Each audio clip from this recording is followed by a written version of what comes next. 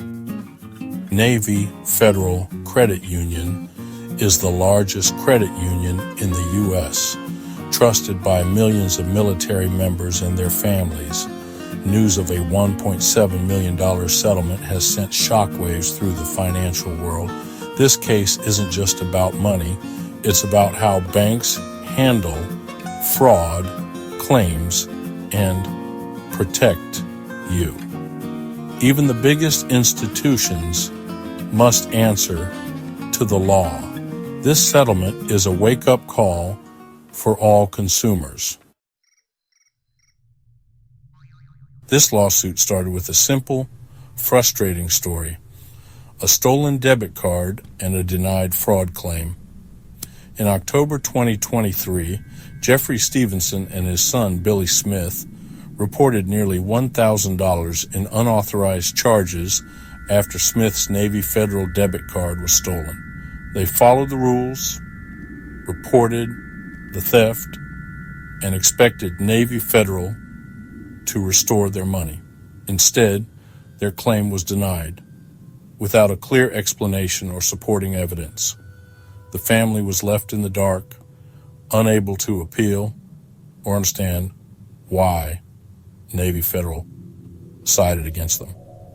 Their experience exposed a lack of transparency and accountability in the credit union's fraud process. They soon realized they weren't alone. Other members faced similar denials and confusion. Their personal ordeal became the foundation for a class action lawsuit, demanding answers and change for all affected members. The Electronic Fund Transfer Act, or EFTA, protects anyone using debit cards or electronic banking. It limits your liability for unauthorized charges if you report them quickly, and requires banks to investigate fraud claims. Regulation E enforces these rules, demanding banks explain denied claims and share their evidence. The EFTA is your legal shield. Without it, consumers would have no recourse. The lawsuit accused Navy Federal of repeatedly violating the EFTA and Regulation E.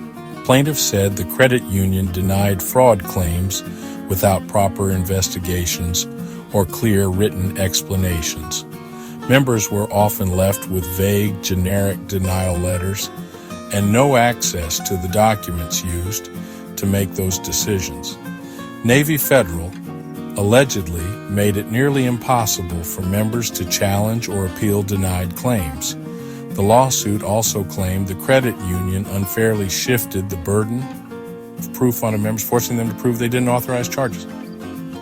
These practices, if true, go against the very protections the EFTA was designed to provide. Navy Federal settled the case without admitting wrongdoing, but the allegations highlight serious gaps in consumer protection. To resolve the lawsuit, Navy Federal agreed to a $1.7 million settlement. The class representatives, Stevenson and Smith, will each receive $10,000 for their role. About $561,000 goes to the attorneys, covering legal costs, a standard practice in class actions. The largest share, roughly $1.1 million, will be distributed to eligible Navy Federal members who had fraud claims denied and file a valid claim. Payouts depend on how many people apply, ensuring fair distribution.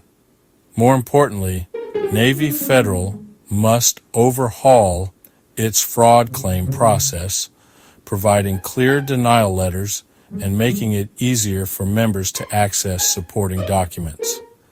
These policy changes aim to prevent future problems and improve transparency for all members. The settlement is about more than money. It's about lasting change. This isn't Navy Federal's only run-in with regulators. In late 2024, the Consumer Financial Protection Bureau ordered Navy Federal to pay over $95 million for charging illegal overdraft fees, another violation of the EFTA. The CFPB found that Navy Federal enrolled members in overdraft programs without proper consent, resulting in millions in unlawful charges. The credit union had to pay $68 million back to consumers and a $30 million penalty. These back-to-back cases reveal a troubling pattern. Repeated failures to follow federal consumer protection laws. While the CFPB case focused on overdraft fees and the class action on fraud claims, both highlight the need for stronger oversight and better practices. For Navy Federal members, it's a clear sign to stay vigilant and know your rights. These cases show that even the biggest institutions can and will be held accountable. If you're a Navy Federal member who had a fraud claim denied, watch for official settlement notices. They'll explain how to file for compensation. Read the instructions carefully and submit your claim before the deadline. Even if you're not affected, this case is a powerful reminder. Always monitor your accounts, report fraud quickly, and keep records of your communications. If your claim is denied, demand a written explanation and the evidence used. These are your rights under the EFTA. This settlement proves that consumer voices matter. Two people spark changes that will help thousands. Laws like the EFTA only work if you know and use them. Stay informed, assert your rights, and remember, knowledge is your best defense in the world of banking. If you found this helpful, don't forget to subscribe for more updates like this video, share it with others, and let us know your thoughts in the comments below. Stay empowered.